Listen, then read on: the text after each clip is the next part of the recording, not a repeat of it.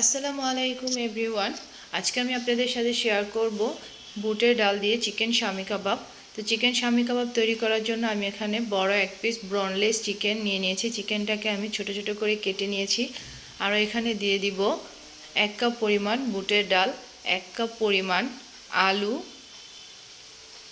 তারপর এখানে দিয়ে দিব পেঁয়াজ কুচি, কাঁচামরিচ কুচি, কয়েকটা রসুনের কোয়া, একটা ভাজা শুকনা মরিচ, সামান্য পরিমাণ লবণ,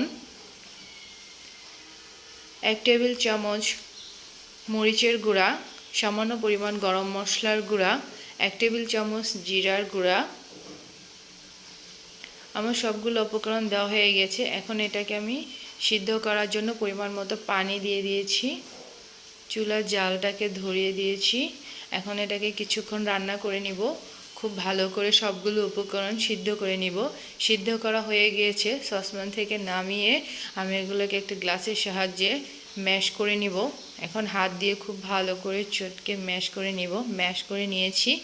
এখন এখানে একটা ডিম ফাটিয়ে আবারও খুব ভালো করে ডিমটার সাথে সবগুলো উপকরণ ম্যাশ করে নিব। না হয়ে গিয়েছে। এখন আমি এখানে কাবাবের শেপ করে নিয়েছি, দেখেন। এখন চুলায় একটা প্যান বসিয়ে দিয়ে প্যানে তেল দিয়ে দিয়েছি। তেলটা গরম করে নিয়ে সবগুলো কাবাব দিয়ে দিয়েছি। কিছুটা সময় ভেজে নিব লো আঁচে।